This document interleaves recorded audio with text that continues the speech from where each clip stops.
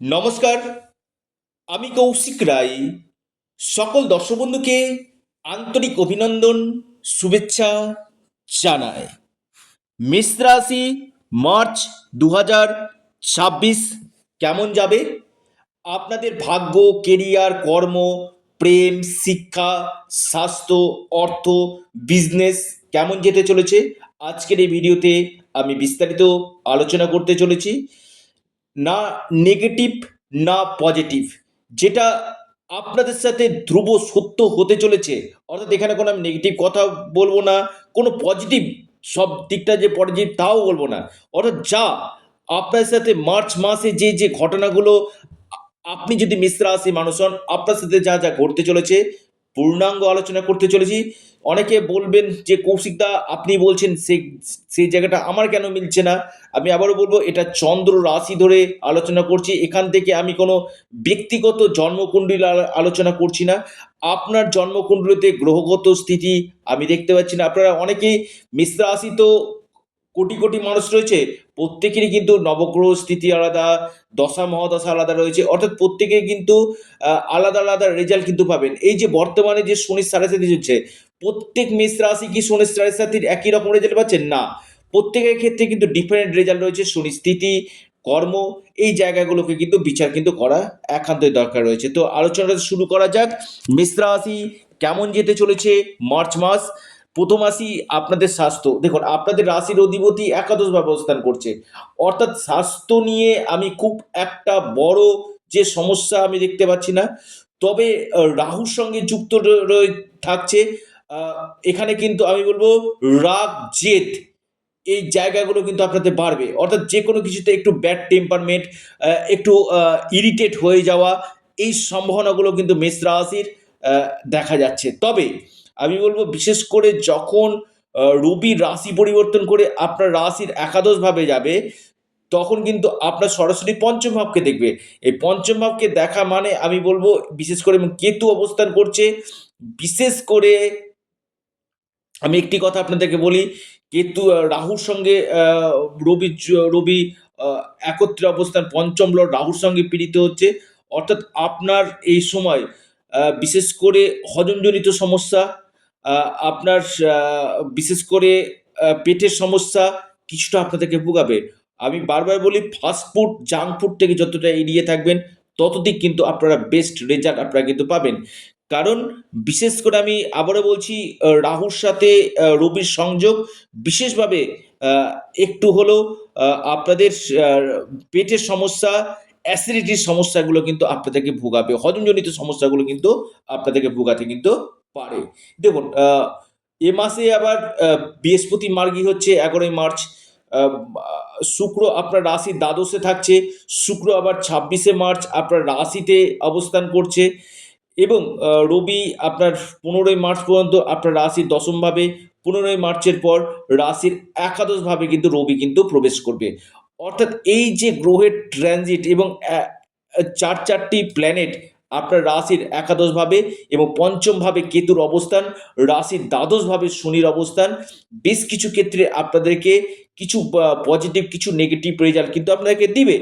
তো এখানে বিশেষ করে আমি যেটা দেখতে পাচ্ছি, স্বাস্থ্যের জায়গাটা আপনাদেরকে বললাম।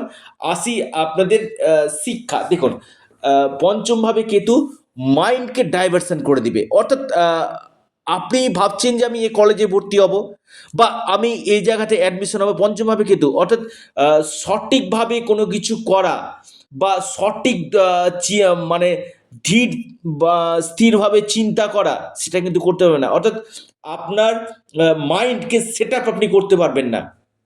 বা আপনি কোনো জায়গাতে অ্যাডমিশন নিতে চাইছেন, বা আপনি কোচিং জয়েন করতে চাইছেন, বা আপনার কোনো যদি গুরুত্বপূর্ণ কোনো কম্পিটিটিভ পরীক্ষা থাকে, এখানে কিন্তু কিছু কিছু ক্ষেত্রে ডিস্টার্বেন্স আসার সম্ভাবনা কিন্তু রয়েছে।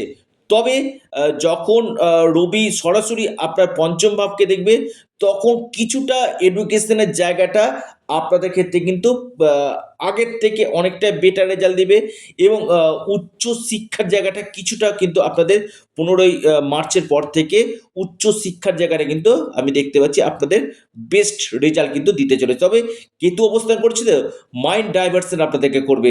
অর্থাৎ যেকোনো কাজ যেকোনো ক্ষেত্রে শিক্ষা ক্ষেত্রে ডিসিশন নিতে আপনাদের একটু সমস্যা কিন্তু হবে। আসি আপনাদের প্রেম। দেখুন, পঞ্চমভাবে কেতুর অবস্থান। আমি বলব প্রেমের জায়গাটায় কিন্তু ডিস্টার্বেন্স।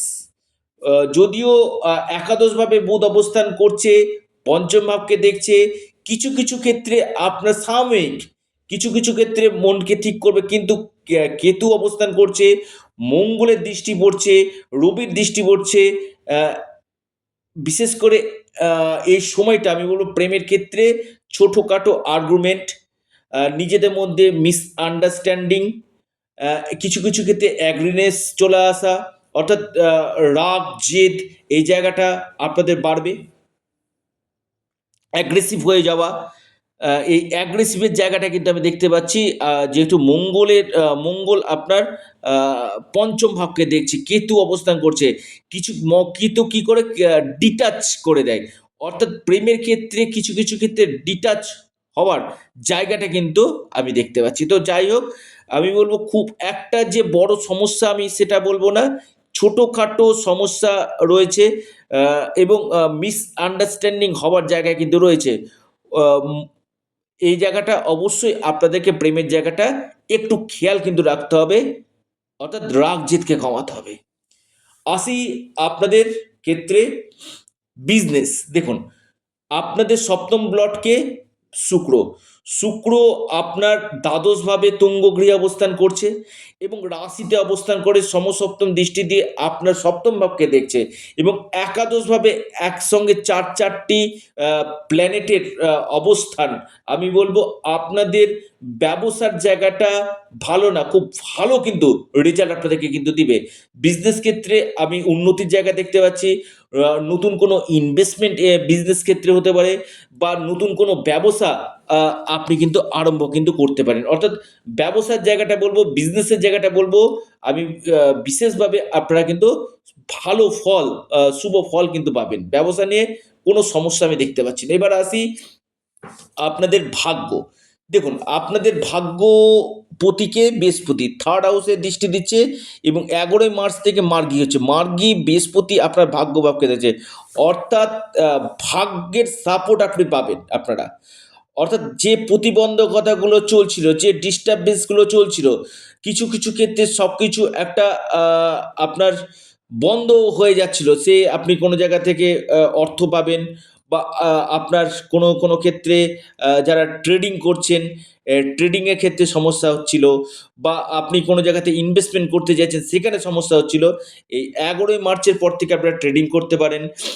আপনাদের এই সময় শেয়ার মার্কেট, গোল্ড এই সকল সেক্টর বা আপনি এফডি, আরডিতে ইনভেস্টমেন্ট করতে পারেন।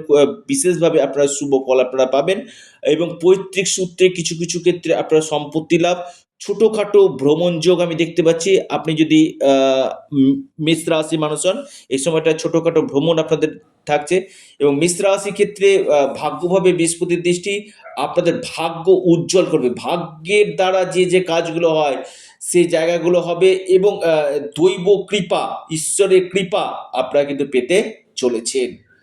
এই জায়গাগুলো কিন্তু বিশেষভাবে আপনাদেরকে দেখা যাচ্ছে। পাশাপাশি আমি বলবো কোনো গভর্নমেন্টের সঙ্গে যুক্ত রয়েছেন কাজের সঙ্গে, সেখান থেকেও কিন্তু আপনারা বেস্ট রেজাল্ট নিশ্চিত রূপে আপনারা কিন্তু পেতে চলেছেন। এবার আসি আপনাদের আর্থিক স্থিতি কেমন যাবে। দেখুন, শুক্রের প্লেসমেন্টটা কিন্তু খুব ভালো রয়েছে। যেটা ভেনাস যে রয়েছে সেই গ্রহ আপনাদের দ্বাদশ রাশিতে অবস্থান করছে, তুঙ্গ গৃহে রয়েছে। অর্থাৎ অর্থনৈতিক স্টেবিলিটি কিন্তু আপনাদের যথেষ্ট মজবুত কিন্তু থাকবে এবং কনসালটেন্সি, কাউন্সেলিং এই সকল কাজ যারা করেন তাদের ক্ষেত্রে খুব বেস্ট রেজাল্ট এই সময় আপনাদেরকে দিবে। কর্মের জায়গাটায় যদি বলি, আমি বলব কর্মের জায়গাতে আপনাদের বিশেষ করে কর্মপতি দ্বাদশ গৃহে অবস্থান করছে। অর্থাৎ আপনাদেরকে বাড়ির বাইরে বার করবে। প্রচুর আপনাদেরকে মেহনতি করতে হবে। এমএনসি কোম্পানিতে চাকরি হওয়ার সম্ভাবনা রয়েছে। পাশাপাশি কর্মক্ষেত্রে আপনাদের দায়িত্ব বাড়বে, যেখানে আপনি কাজ করছেন ওয়ার্কিং ফিল্ডে আপনাদের দায়িত্ব বাড়বে এবং আপনার ঊর্ধ্বতন কর্তৃপক্ষের সঙ্গে কিছু মতপার্থক্য হওয়ার সম্ভাবনা কিন্তু রয়েছে। এবং আমি বলব কর্মক্ষেত্রে যারা পরিবর্তন চাইছেন, আপনি মেষ রাশি মানুষ কোনো চেঞ্জ চাইছেন, এই সময় আপনাদের চেঞ্জ হওয়ার প্রবল সম্ভাবনা কিন্তু রয়েছে। পাশাপাশি একটি কথা আপনাদেরকে বলি, যেহেতু কর্মপতি দ্বাদশ গৃহে, আমি বলব যতদিক আপনারা যত পরিশ্রম করবেন, যতদিক কর্মর দিকে মন দিবেন, আমি বলব কর্মর দিকটাতে বেটার রেজাল্ট আপনাদেরকে দিবে। তবে দ্বাদশভাবে শনির অবস্থান, পায়ে চোট আঘাত লাগা, ব্যাক পেন ইস্যু, এই জায়গাগুলো বা কোনো জায়গাতে পড়ে গিয়ে চোট লাগার সম্ভাবনা কিন্তু রয়েছে। অবশ্যই এই দিকটা কেয়ারফুল থাকুন। শনির সাড়ে সাথেই চলছে। অবশ্যই শনির উপায় আপনারা করুন, হনুমানজির উপাসনা করুন, হনুমান চল্লিশা পাঠ করুন, আপনারা সূর্য মন্ত্র পাঠ করুন এবং যারা আমার সাথে পরামর্শ করতে চাইছেন, অনলাইন কনসালটেন্সি করতে চাইছেন, আপনারা স্ক্রিনে দেওয়া হোয়াটসঅ্যাপ বুকিং নাম্বারে যোগাযোগ করুন। এটা সম্পূর্ণরূপে অনলাইন সার্ভিস এবং সম্পূর্ণরূপে এটি পেড সার্ভিস। আপনারা আপনাদের প্রিয় চ্যানেল, আবারও বলি এটা আপনাদের চ্যানেল অ্যাস্ট্রো এডুকেশন ইউটিউব চ্যানেলটিকে আপনারা সাবস্ক্রাইব করুন। ভিডিওটি ভালো লেগে থাকলে ভিডিওটিকে আপনারা লাইক করুন এবং ভিডিওটিকে প্রচুর প্রচুর শেয়ার করুন। অবশ্যই অ্যাস্ট্রো এডুকেশন ইউটিউব চ্যানেলটিকে সাবস্ক্রাইব, লাইক, শেয়ার করতে ভুলবেন না। নমস্কার, ধন্যবাদ।